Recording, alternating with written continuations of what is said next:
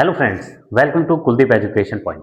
तो फ्रेंड्स, ये हमारे मॉडर्न इतिहास की क्लास 21 है और आज इस क्लास में जो हमारा टॉपिक चल रहा है कि यूरोपीय कंपनीज का भारत आगमन।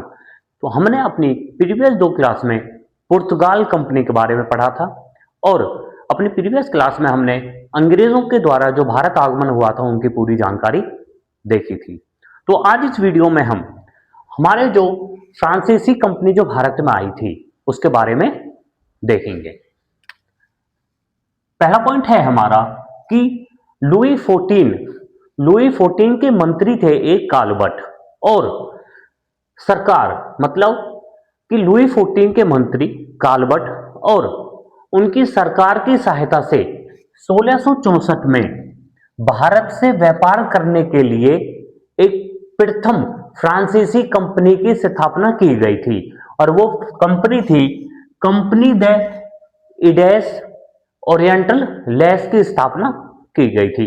दोबारा से देखिए कि 1664 में लुई 14 के मंत्री काल्बर्ट और सरकार की सहायता से एक भारत में एक कंपनी की स्थापना की गई थी और उस कंपनी का नाम था कंपनी द इडेस ओरिएंटल लेस कंपनी था।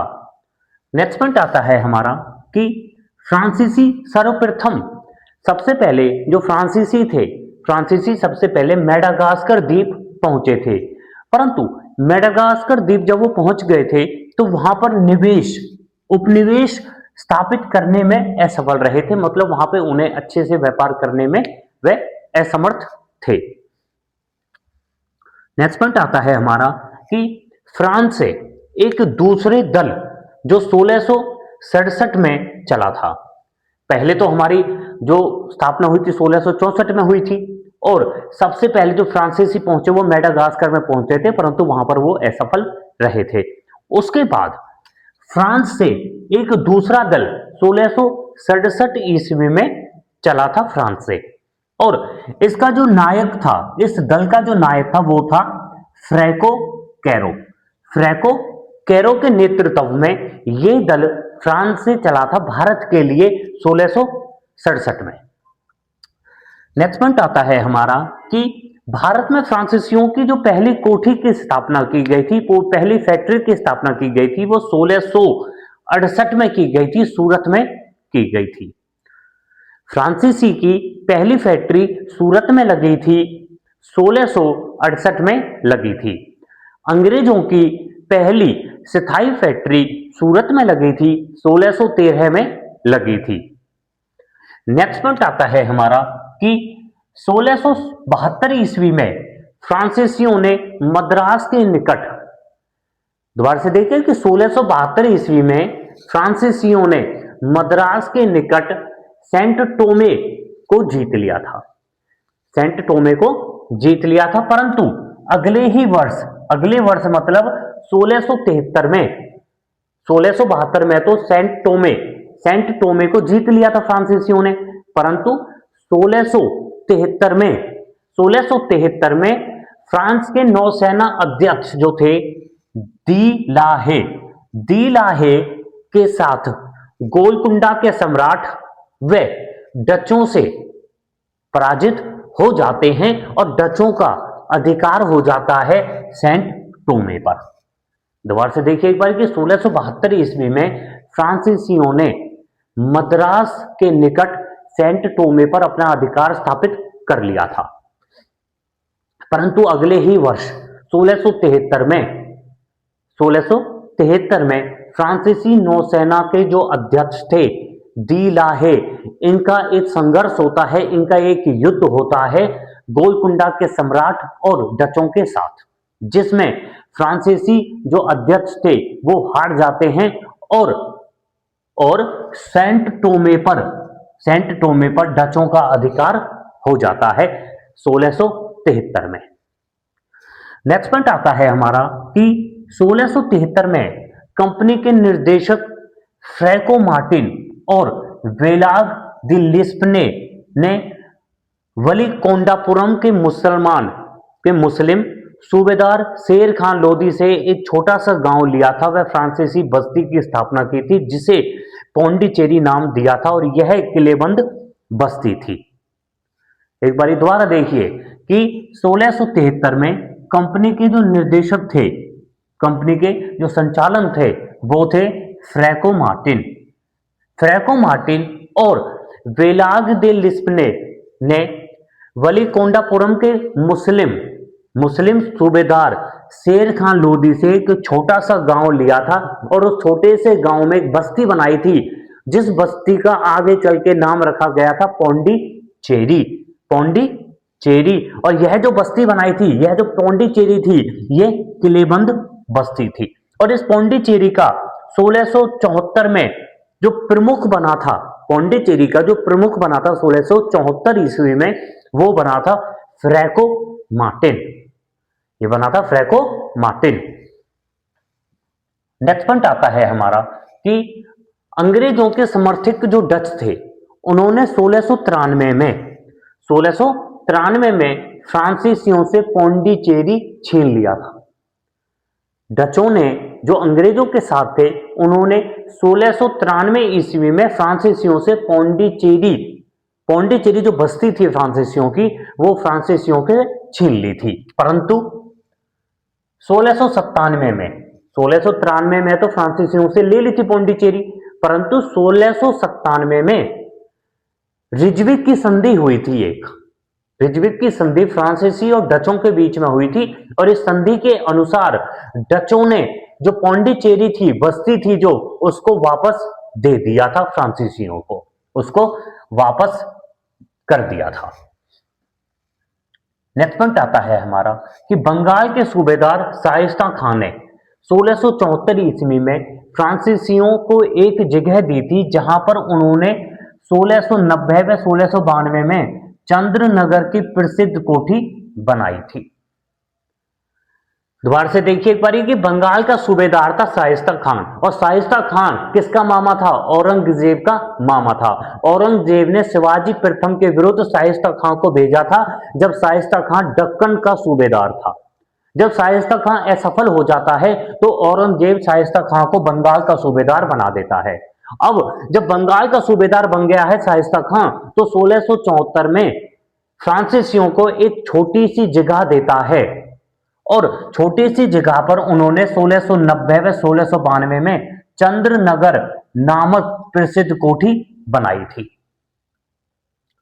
नेक्स्ट पॉइंट आता है हमारा 1721 में मॉरिशस, 1725 में मालाबार समुद्र तट पर स्थित माहे, और 1739 में कराईकल।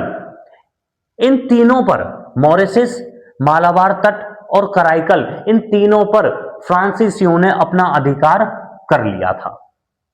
एक बार दोबारा देखिए कि 1721 में तो मॉरिशस, 1725 में मालाबार तट, मालाबार समुद्र तट जो है वो संबंधित, वो केरल राज्य से लगा हुआ है।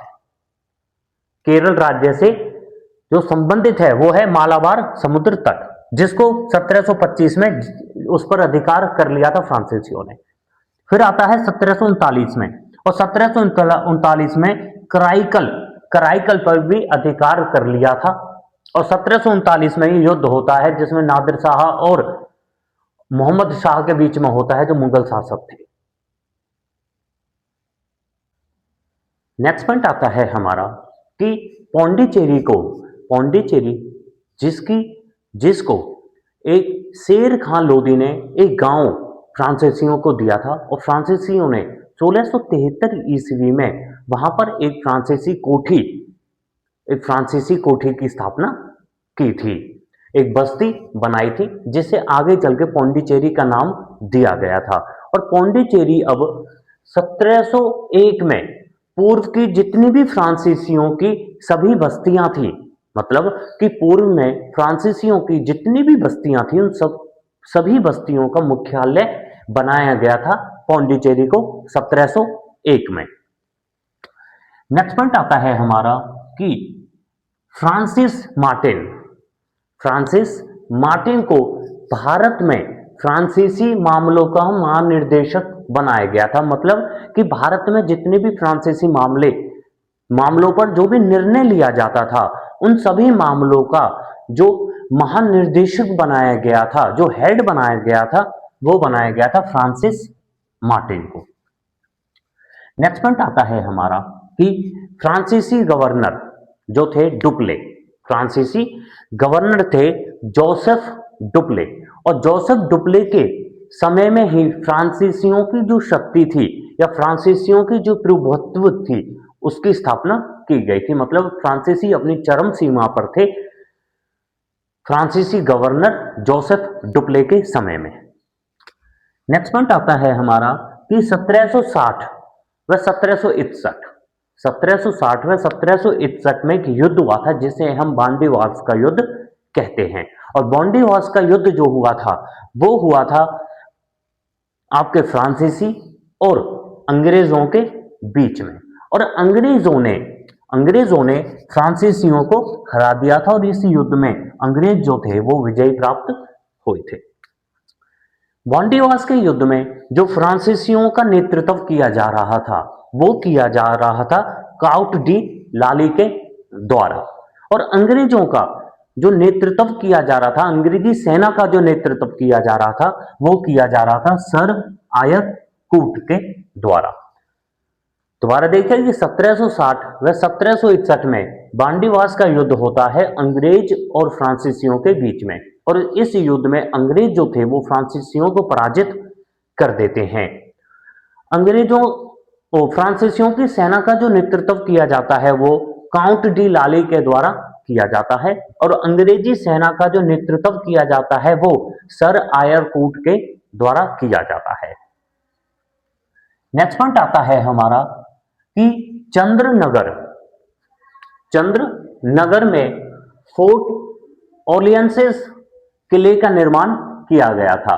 चंद्रनगर जिसे 1674 में शाइस्ता खान ने एक गांव के रूप में फ्रांसीसियों को दिया था। फ्रांसीसियों ने वहां पर अपनी सबसे महत्वपूर्ण बस्ती की स्थापना की थी जो थी चंद्रनगर। और देव शाइस्ता खान ने दिया तो था 1674 में, परंतु फ्रांसीसियों ने वहां पर चंद्रनगर बस्ती की स्थापना की थी 1690 में, और आगे चलकर चंद्रनगर में ही फोर्ट ऑर्लियंसिस किले का निर्माण करवाया गया था। नेक्स्ट पॉइंट आता है हमारा कि फ्रांसीसियों ने अपनी दूसरी फैक्ट्री खोली थी 1669 में मसूलीपट्टम में। पहली फैक्ट्री खोली थी 1668 में सूरत में, दूसरी फैक्ट्री खोली है 1669 में मसूलीपट्टम में। गोलकुंडा राज्य का बहुत ही महत्वपूर्ण बंदरगाह था मसूलीपट्टम, जहां पर इन्होंने 1669 में अपनी फैक्ट्री खोली थी। अब ध्यान दीजिए, अंग्रेजों ने पहली अपनी अस्थायी फैक्ट्री खोली थी मसूलीपट्टम में 1611 में, और स्थायी फैक्ट्री खोली थी सूरत में 1613 में, और फ्रांसीसियों ने अपनी पहली फैक्ट्री खोली थी सूरत में 1668 में, और दूसरी फैक्ट्री खोली है मसूलीपट्टम में 1669 में। उसके बाद आता है कि जब फ्रांसीसी का दबदबा शुरू हुआ था, अंग्रेज पहले से ही आए हुए थे भारत में, दो यूरोपीय शक्ति के रूप में उभर के आए थे अंग्रेज और फ्रांसीसी, और इनका भारत से बाहर भी युद्ध चल रहे थे। जो हमारा ऑस्ट्रिया पर कब्जे के लिए भी 1740 में अंग्रेज और फ्रांसीसियों के बीच में युद्ध चल रहे थे। तो भारत में इनके बीच में कुछ युद्ध हुए थे जिन्हें हम कर्नाटक युद्ध भी कहते हैं। कर्नाटक के 3 युद्ध हुए थे 1746 से लेकर 1763 तक, ये 3 युद्ध चले थे। इन युद्धों के बीच में भी कोई छोटे छोटे युद्ध होते रहते थे इन दोनों के बीच में, परंतु जो मेन युद्ध जो नाम दिया गया है वो दिया गया है कर्नाटक के युद्ध। सबसे पहले आता है हमारा प्रथम कर्नाटक युद्ध, और प्रथम कर्नाटक युद्ध जो चला था वो 1746 से लेके 1748 तक चला था।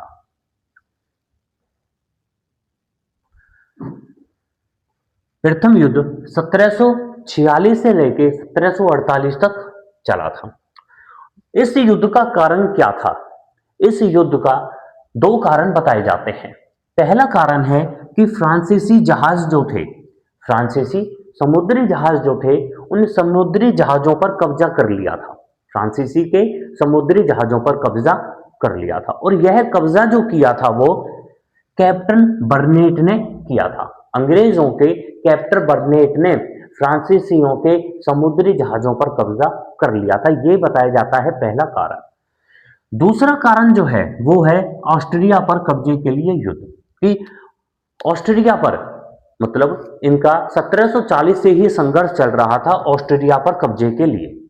और जो भी इस युद्ध को ऑस्ट्रिया पर जिसकी भी संघर्ष या जो भी जीतता उसका इनडायरेक्टली प्रभाव पड़ता भारत में जो शासन चल रहा था अंग्रेज और फ्रांसीसियों का।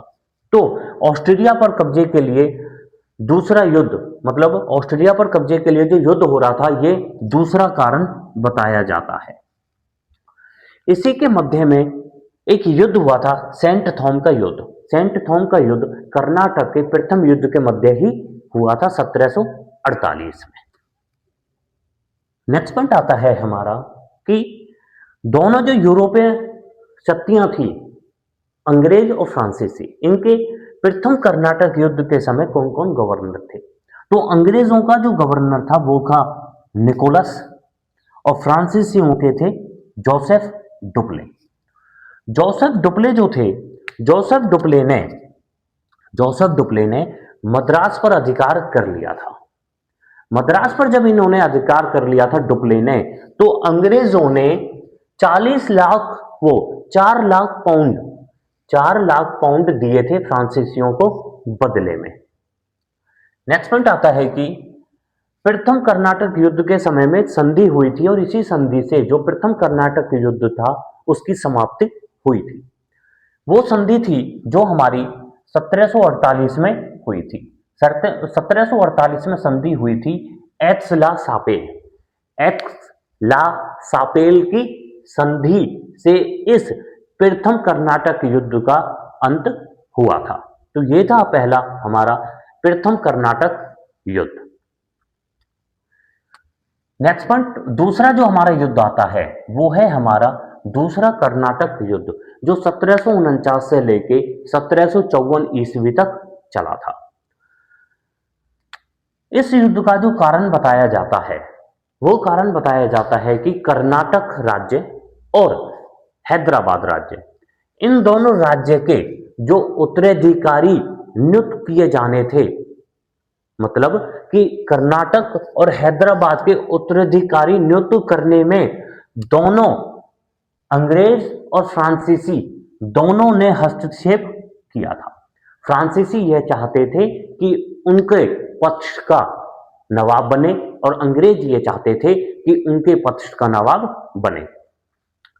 नेक्स्ट पॉइंट आता है कि जब 1748 में निजाम उल मुल्क की मृत्यु हो जाती है, निजाम उल मुल्क की मृत्यु हो जाती है 1748 में, तो फ्रांसीसी और अंग्रेज दोनों ही बंगाल को दोनों ही निजाम के लिए अपने उत्तराधिकारी की लड़ाई लड़ते हैं और इसी प्रकार से दूसरा कर्नाटक युद्ध होता है। हैदराबाद के नवाब के लिए संघर्ष जारी होता है। यह संघर्ष जो जारी होता है हैदराबाद के नवाब के लिए वो होता है नासिर जंग और मुजफ्फर जंग के बीच में। नासिर जंग जिसका समर्थक फ्रांस व फ्रांसीसी कर रहे थे और मुजफ्फर जंग जिसका समर्थक व जिसका साथ दिया जा रहा था अंग्रेजों के द्वारा। तो ये मेन कारण बताया जाता है जो दूसरे कर्नाटक युद्ध का था कि कर्नाटक और हैदराबाद के उत्तराधिकारियों के चुनाव के लिए इन दोनों शक्तियों का आपस में भिड़ जाना, यही कारण है दूसरा कर्नाटक युद्ध का। नेक्स्ट पॉइंट है हमारा कि कर्नाटक का उत्तराधिकारी विवाद। अभी हमने हैदराबाद के जो उत्तराधिकारी विवाद के बारे में देखा था, उसके बाद आता है हमारा कर्नाटक का उत्तराधिकारी विवाद। कर्नाटक के उत्तराधिकारी के लिए चंदा साहिब और मोहम्मद अली के बीच में संघर्ष था। चंदा साहिब का साथ दिया जा रहा था फ्रांसीसियों के द्वारा और मोहम्मद अली का साथ दिया जा रहा था अंग्रेजों के द्वारा। इसमें चंदा साहिब जो होते हैं वो जीत जाते हैं इस संघर्ष में और आगे चलकर इन्हें कर्नाटक का नवाब बना दिया जाता है। इसी नेक्स्ट पॉइंट आता है हमारा कि इसी मध्य 1749 में अंबूर का युद्ध होता है और अंबूर का जो युद्ध होता है 1749 में अंबूर का जो युद्ध होता है, यह युद्ध चंदा साहिब और मुजफ्फर जंग, चंदा साहिब और मुजफ्फर जंग की संयुक्त सेना के साथ अनवरुद्दीन के साथ होता है और अनवरुद्दीन को हरा दिया जाता है चंदा सिंह और मोहम्मद जंग के द्वारा। नेक्स्ट पॉइंट आता है कि चंदा साहिब को कर्नाटक का नवाब बना दिया जाता है और मुजफ्फर जंग को हैदराबाद का निजाम बना दिया जाता है। दोबारा से देखिए एक बारी कि कर्नाटक के उत्तराधिकारी के लिए दो पक्षों में संघर्ष चलता है, एक है चंदा सिंह और दूसरे हैं मोहम्मद अली। चंदा साहिब का साथ दिया जाता है फ्रांसीसियों के द्वारा और मोहम्मद अली का साथ दिया जाता है अंग्रेजों के द्वारा और इसमें चंदा साहिब जो होते हैं वो जीत जाते हैं। आगे चलकर 1749 में अंबूर का युद्ध होता है और अंबूर का युद्ध जो होता है वो चंदा साहिब और मुजफ्फर जंग एक तरफ रहते हैं और इनका संघर्ष होता है अनवरुद्दीन के साथ और अनवरुद्दीन का जो सहयोग होता है वो अंग्रेजों को होता है और इसमें अनवरुद्दीन जो होते हैं वो हार जाते हैं और परिणाम स्वरूप चंदा साहिब को कर्नाटक का नवाब बना दिया जाता है और मुजफ्फर जंग को हैदराबाद का नवाब बना दिया जाता है।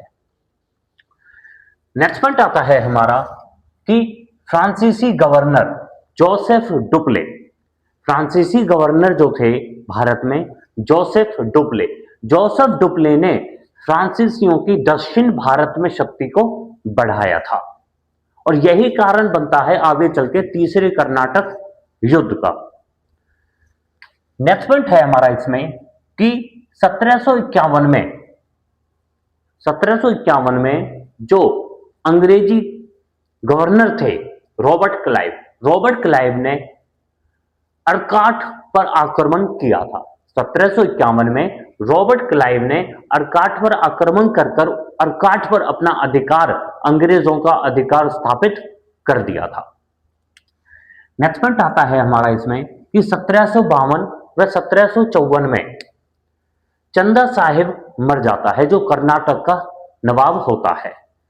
जब चंदा साहिब वहां पे मर जाता है कर्नाटक में तो दक्षिण भारत में जो फ्रांसीसी शक्ति थी वो कमजोर होती चली जाती है क्योंकि चंदा साहिब जो थे वो फ्रांसीसियों के लिए काम किया करते थे या फ्रांसीसियों को उनका समर्थन था। तो 1552 में जब चंदा साहिब मर जाते हैं तो फ्रांसीसी शक्ति कमजोर हो जाती है दक्षिण भारत में। नेक्स्ट पॉइंट आता है हमारा इसमें कि 1754 में फ्रांसीसी सरकार फ्रांसीसी गवर्नर जोसेफ डुप्ले को वापस से फ्रांस में बुला लेती है। नेक्स्ट पॉइंट है कि दूसरे कर्नाटक युद्ध में जो कर्नाटक युद्ध समाप्त होता है वो पौंडीचेरी की संधि से समाप्त होता है और यह भी कहा जाता है कि इस युद्ध में कोई भी निर्णय नहीं निकला था, दोनों पक्ष बराबरी पे रहे थे और दूसरे कर्नाटक युद्ध में फ्रांसीसी जो शक्ति थी वो कमजोर हो गई थी क्योंकि दक्षिण भारत में जो कर्नाटक का नवाब था चंदा साहिब वो मर जाता है। तो ये था कर्नाटक के दूसरे युद्ध का वर्णन। उसके बाद कर्नाटक का तीसरा युद्ध आता है और कर्नाटक का तीसरा युद्ध चलता है 1756 से 1763।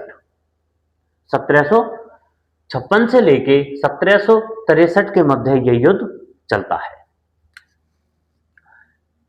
पहला पॉइंट है हमारा कि दक्षिण भारत में यह निर्णायक युद्ध था।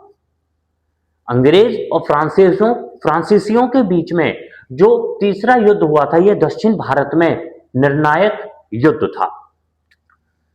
नेक्स्ट पॉइंट है कि इस युद्ध का जो मेन कारण बताया जाता है, एक कारण था कि दक्षिण भारत में फ्रांसीसी शक्ति मजबूत हो गई थी जब डुप्ले ने दक्षिण भारत में शक्ति को बढ़ाया था, परंतु यह शक्ति फिर से कमजोर हो गई थी फ्रांसीसी शक्ति जब चंदा साहिब जो थे उनका निधन हो जाता है, वो मर जाते हैं 1552 में 54 में।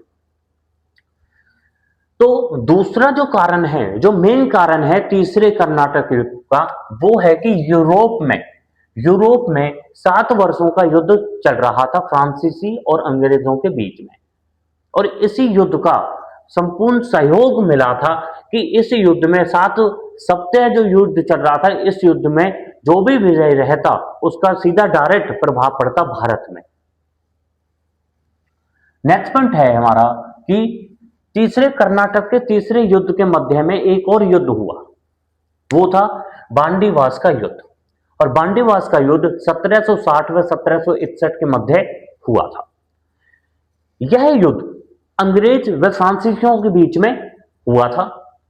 इस युद्ध में अंग्रेजों का जो नेतृत्व किया जा रहा था वो आयरकूट के द्वारा किया जा रहा था, और फ्रांसीसियों का जो नेतृत्व किया जा रहा था वो काउंट द लाली के द्वारा किया जा रहा था। आगे चलकर इस युद्ध में अंग्रेज जो होते हैं वो विजय प्राप्त हो जाते हैं, और पूरे भारत में जो यूरोपीय शक्ति उभर कर आती है, जो यूरोपीय शक्ति का एकाधिकार स्थापना हो जाती है, वो थे अंग्रेज। नेक्स्ट पॉइंट है हमारा कि 1761 में पौंडीचेरी का पतन हो गया था। 1761 में पौंडीचेरी का पतन हो गया था। नेक्स्ट पॉइंट है हमारा कि 1763 में तीसरे कर्नाटक युद्ध का जो समापन हुआ था वो पेरिस की संधि से हुआ था, तीसरे कर्नाटक युद्ध का पेरिस की संधि हुई थी 1763 में। इस संधि के तहत कुछ शर्तें हुई थी, जैसे कि फ्रांसीसियों को उनका क्षेत्र वापस दे दिया जाएगा। फ्रांसीसी के जो क्षेत्र थे, मतलब जैसे पौंडीचेरी हो गया, और भी जो फ्रांसीसी क्षेत्र थे जिन पर अंग्रेजों ने अपना अधिकार कर लिया था, पेरिस के संधि के द्वारा यह शर्त हुई थी कि जो फ्रांसीसी क्षेत्र हैं वो फ्रांसीसियों को वापस दे दिए जाएंगे, परंतु फ्रांसीसी उस क्षेत्र में किलेबंदी नहीं कर सकते और कोई भी सैन्य संगठन या सैन्य गतिविधि नहीं की जाएगी फ्रांसीसियों के द्वारा। तो ये था पेरिस की संधि की कुछ शर्तें। तो ये थे हमारे हमने तीनों कर्नाटक युद्ध पढ़े थे, उनकी जानकारी। नेक्स्ट पॉइंट है हमारा कि कर्नाटक युद्धों ने यह प्रमाणित कर दिया था, हमने अभी जो 3 कर्नाटक युद्ध हुए थे उन तीनों युद्धों में अंग्रेजों का दबदबा रहा था। तो कर्नाटक युद्धों ने यह प्रमाणित कर दिया था कि भारत का सर्वा जो रहेंगे वो अंग्रेज रहेंगे, मतलब जितने भी यूरोपियन कंपनी भारत में आई थी उन सब में जो अपर हैंड रहेगा वो अंग्रेजों का रहेगा। और तीसरे कर्नाटक युद्ध में अंग्रेजों ने पौंडीचेरी व जो पेरिस की संधि हुई थी उसके तहत फ्रांसीसियों का पतन कर दिया था। नेक्स्ट पॉइंट आता है हमारा, यूरोप वासियों को सर्वोत्तम किस्म, जो यूरोपवासी थे उनको जो सर्वोत्तम किस्म की सोरा और अफीम दी जाती थी, या सोरा और अफीम जो मिलती थी वो बिहार से मिलती थी। नेक्स्ट पॉइंट है हमारा कि फ्रांसीसियों द्वारा फोर्ट लुई किले का निर्माण किया गया था। फोर्ट लुई किले का निर्माण फ्रांसीसियों द्वारा किया गया था। नेक्स्ट पॉइंट आता है हमारा कि जोसेफ डुप्ले भारत में फ्रेंच गवर्नर बने थे, और वो फ्रेंच गवर्नर जो बने थे 1742 ईस्वी में बने थे। और इससे पहले डुप्ले चंद्रनगर के गवर्नर थे। नेक्स्ट पॉइंट आता है हमारा कि डुप्ले के बाद जो जोसेफ डुप्ले हैं, डुप्ले जब गवर्नर बने थे तो पौंडीचेरी में भी जोसेफ डुप्ले गवर्नर बनाए गए थे। और जब पौंडीचेरी से जब डुप्ले गवर्नर हटा दिए जाते हैं तो पौंडीचेरी के जो अगले जो डुप्ले के बाद जो गवर्नर बनते हैं गोडेहू वो थे गोडेहू। नेक्स्ट पॉइंट आता है हमारा कि फ्रांसीसियों ने पौंडीचेरी के साथ 1954 में भारत सरकार को फ्रांसीसी बस्तियों का अधिकार सौंप दिया था। धीरे धीरे फ्रांसीसियों की सत्ता समाप्त होती गई थी। फ्रांसीसियों के पास सिर्फ एक पौंडीचेरी क्षेत्र था जिस पर वो भारत की आजादी के बाद भी रह रहे थे, परंतु 1954 ईस्वी में फ्रांसीसियों ने जो फ्रांसीसी अन्य बस्ती थी वह पौंडीचेरी थी, पौंडीचेरी के साथ भारत सरकार को फ्रांसीसी बस्तियों का अधिकार सौंप दिया था और इस प्रकार से फ्रांसीसियों का भारत से पतन हो जाता है। हमने जो हमारे नेक्स्ट पॉइंट है हमारा कि हमने अभी जो हमारे कर्नाटक युद्ध पढ़े थे, हमारे 3 कर्नाटक युद्ध हुए थे और कर्नाटक जो युद्ध थे इनको कार्नेटिक वॉर भी कहते हैं। कार्नेटिक वॉर भी कहा जाता है कर्नाटक युद्धों को। नेक्स्ट पॉइंट आता है कि फ्रांसीसियों की कुछ प्रमुख बस्तियां थी भारत में, जैसे पौंडीचेरी, चंद्रनगर, माहे, कराईकल, यानम, सूरत, ट्रैकोवार और गोलकुंडा। गोलकुंडा में ही मसूलीपट्टम थी। मसूलीपट्टम में फ्रांसीसियों की पहली कोठी बनी थी 1668 में और 1669 में सूरत में बनी थी। तो ये थी कुछ फ्रांसीसियों की बस्तियां। फ्रांस में एक बहुत ही प्रमुख व बहुत ही शक्तिशाली शासक व सेना नायक था। फ्रांस का महत्वपूर्ण सेना नायक व महान शासक था जिसका नाम था नेपोलियन बोनापार्ट। नेपोलियन बोनापार्ट जिसका जन्म 1769 ईस्वी में कोर्सिका द्वीप में हुआ था। 1799 नेक्स्ट पॉइंट है हमारा कि 1799 में नेपोलियन बोनापार्ट को सत्ता मिली थी फ्रांस की। नेक्स्ट पॉइंट है हमारा कि 1804 में नेपोलियन बोनापार्ट ने स्वयं को अपने आप को सम्राट घोषित कर दिया था। तो 1804 में फ्रांस का जो सम्राट बनाया गया था वो बना था नेपोलियन बोनापार्ट। नेक्स्ट पॉइंट है कि नेपोलियन बोनापार्ट ने वाटरलू का युद्ध प्रारंभ किया था रूस के खिलाफ और यह कहा जाता है कि यह जो युद्ध था वाटरलू का, यह नेपोलियन बोनापार्ट की सबसे बड़ी गलती थी, क्योंकि इसी युद्ध के बाद फ्रांसीसियों का पतन होना शुरू हो गया था। नेक्स्ट पॉइंट है हमारा कि नेपोलियन बोनापार्ट की मृत्यु होती है 1821 ईस्वी में। नेक्स्ट है हमारा कि भारत में नेपोलियन से संबंधित कुछ उपाधियां दी गई हैं भारत में, जैसे सबसे पहले है भारत का नेपोलियन। भारत का नेपोलियन कहा जाता है समुद्रगुप्त को। यह कहा जाता है कि समुद्रगुप्त ने अपने शासनकाल में कोई भी युद्ध नहीं हारा था, इसलिए इन्हें भारत का नेपोलियन कहा जाता है। नेक्स्ट पॉइंट है हमारा दक्षिण भारत का नेपोलियन। दक्षिण भारत का नेपोलियन कहा जाता है टीपू सुल्तान, जो शासक थे मैसूर के। इनके पिता का नाम था हैदर अली और 1799 में साहेब संधि ना स्वीकार करने के कारण इनकी चौथे आंग्ल मैसूर युद्ध में मृत्यु हो जाती है। नेक्स्ट आता है हमारा मराठों का नेपोलियन, जो हमने अपने मराठा शासक पढ़े थे जिसमें पेशवा भी थे। तो मराठों का नेपोलियन जो कहा जाता है वो कहा जाता है बाजीराव प्रथम को, और यह कहा जाता है कि बाजीराव प्रथम अपने शासनकाल में कोई भी युद्ध नहीं हारा था। नेक्स्ट पॉइंट है हमारा ईरान का नेपोलियन। ईरान का नेपोलियन कहा जाता है नादिर शाह को, और नादिर शाह ने भारत पर आक्रमण किया था 1739 में। उस समय मुगल बादशाह थे मोहम्मद शाह, और मोहम्मद शाह और नादिर शाह के साथ युद्ध हुआ था, जिस युद्ध को हम कहते हैं करनाल का युद्ध 1739 में।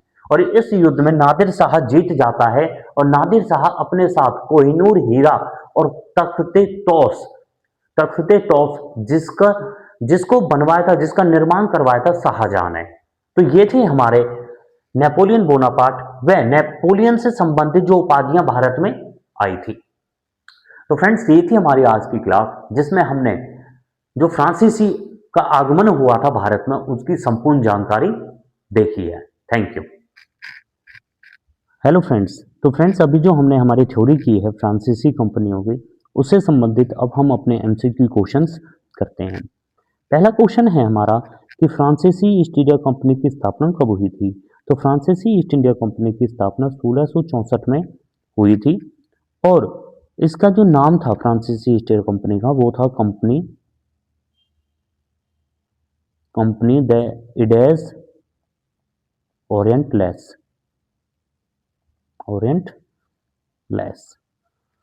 नेक्स्ट क्वेश्चन है हमारा कि फ्रांसीसी ईस्ट इंडिया कंपनी की स्थापना किसके शासनकाल में हुई थी। तो ये फ्रांस में जो शासन था उस समय वो था लुई 14 का। लुई 14 का उस समय शासन था और इनके ही एक मंत्री थे जो थे कालबर्ट व इनकी सरकार की सहायता से ही भारत में 1664 में फ्रांसीसी ईस्ट इंडिया कंपनी की स्थापना हुई थी। नेक्स्ट क्वेश्चन है हमारा कि भारत में फ्रांसीसियों की पहली फैक्ट्री कहाँ स्थापित हुई थी। तो भारत में फ्रांसीसियों की जो पहली फैक्ट्री स्थापित हुई थी वो सूरत में हुई थी, 1668 में हुई थी और यह जो स्थापित की थी वो की थी हमारी फैक्रो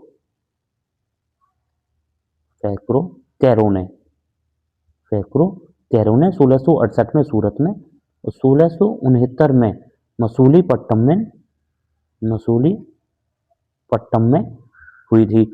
मैंने थ्योरी में एक जगह पर वीडियो में हमारी जो थ्योरी में उसमें मैंने गलती से 1668 में मसूलीपट्टम में बताया है और 1669 में सूरत में बताया है, परंतु जो हमारा सही आंसर है वो है कि पहली फैक्ट्री खुली थी सूरत में 1668 में और दूसरी खुली थी 1669 में मसूलीपट्टम में। नेक्स्ट क्वेश्चन है हमारा कि पौंडीचेरी फ्रांसीसियों को किसने दी थी। तो पौंडीचेरी जो फ्रांसीसियों को दी थी वो गोलकुंडा के सुल्तान के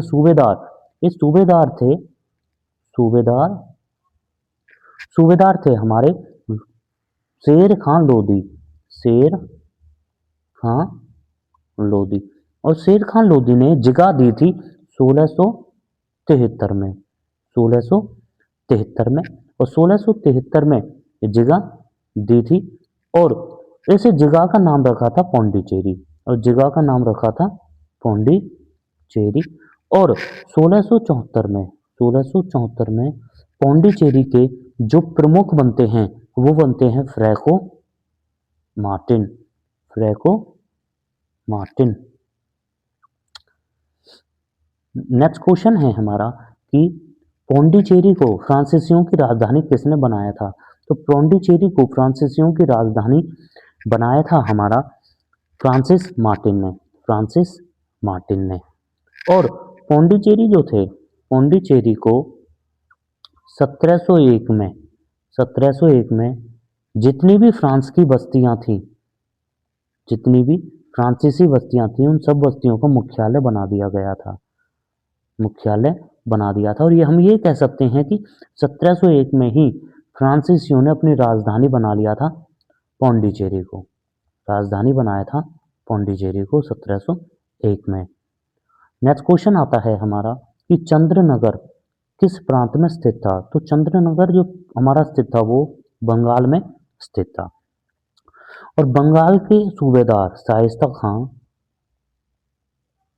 खां थे और शाइस्ता खां ने एक जगह दी थी 1674 में जगह दी थी और इन्होंने 1674 में जगह मिल गई थी फ्रांसीसियों को और इन्होंने 1690 व 92 में इस जगह को चंद्रनगर में तब्दील किया था और चंद्रनगर की स्थापना हुई थी पहले ही, परंतु इन्होंने चंद्रनगर को अपनी कोठी बना दिया था।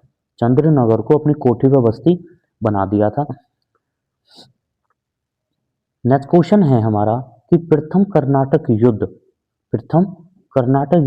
का मुख्य कारण क्या था। तो ये प्रथम जो कर्नाटक युद्ध हुआ था वो हमारा 1746 से लेकर 1748 के अंतर्गत हुआ था। और इस युद्ध का जो प्रथम का कारण बताया जाता है वो है हमारा कि यूरोप में ऑस्ट्रियाई उत्तराधिकार के लिए युद्ध, कि या तो अंग्रेज का उत्तराधिकारी बनेगा ऑस्ट्रिया में या फिर फ्रांसिस का बनेगा। और यही मेन कारण था कि ऑस्ट्रिया में युद्ध चल रहा था। दूसरा जो मेन कारण बताया जाता है कि अंग्रेजी कैप्टन जो थे बर्नेटा, उन्होंने फ्रांसीसी जहाजों पर कब्जा कर लिया था। फ्रांसीसी जहाजों पर कब्जा कर लिया था अंग्रेजी कप्तान बर्नेटा ने। तो यह मुख्य कारण, ये दो मुख्य कारण है कर्नाटक के प्रथम युद्ध के। नेक्स्ट क्वेश्चन आता है कि किस युद्ध में फ्रांसीसियों ने मद्रास पर अधिकार किया था। तो फ्रांसीसियों ने मद्रास पर प्रथम कर्नाटक युद्ध में किया था, जो 1746 से लेकर 1748 में हुआ था। फ्रांसीसियों ने मद्रास पर कब्जा कर लिया था, परंतु अंग्रेजों ने 4 लाख पाउंड देकर मद्रास को वापस ले लिया था।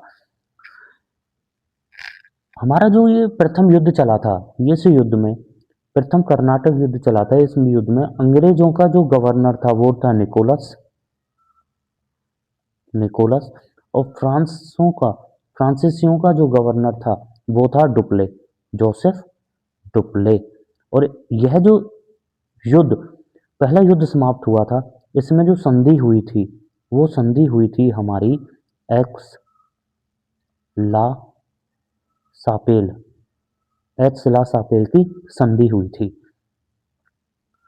नेक्स्ट क्वेश्चन है हमारा कि बांडीवास का युद्ध जो 1760 में हुआ था वह किसके मध्य हुआ था। तो यह युद्ध हमारा अंग्रेज और फ्रांसीसियों के मध्य हुआ था। बांडीवास का युद्ध 1760 व 1761 में। और इस युद्ध में जो अंग्रेजों के गवर्नर वो थे सर आयरकूट, और फ्रांसीसियों का जो गवर्नर थे वो थे cout the Lali. Next question है हमारा कि पेरिस की संधि के बाद फ्रांसीसियों को क्या अनुमति मिली थी। पेरिस की संधि जो हुई थी वो हमारी तीसरे कर्नाटक युद्ध के समापन में हुई थी। तीसरा कर्नाटक का जो युद्ध हुआ था उसके समापन में हुई थी। और इसमें जो अधिकार मिला था फ्रांसीसियों को, वह मिला था कि केवल व्यापार करने की अनुमति मिली थी। इस संधि के अनुसार क्षेत्र तो वापस दे दिया था फ्रांसीसियों को, परंतु वह क्षेत्र पर किलेबंदी नहीं कर सकते थे फ्रांसीसी।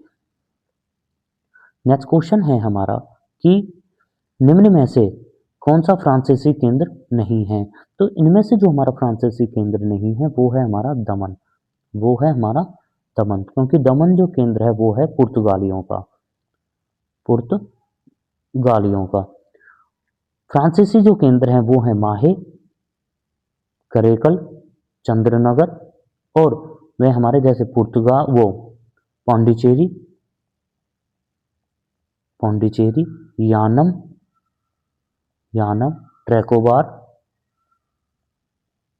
ट्रैकोबार व गोलकुंडा।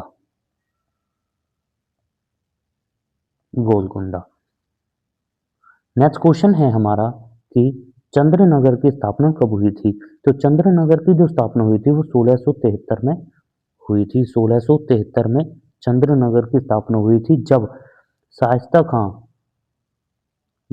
शाइस्ता खान ने जगह दी थी फ्रांसीसियों को, तो उन्होंने चंद्रनगर की स्थापना की थी। और चंद्रनगर को आगे चलकर जो प्रमुख कोठी बनाई थी वो बनाई थी 1690 में। 1690 व 1692 में इन्होंने अपनी प्रमुख कोठी बनाई थी व बस्ती बनाई थी।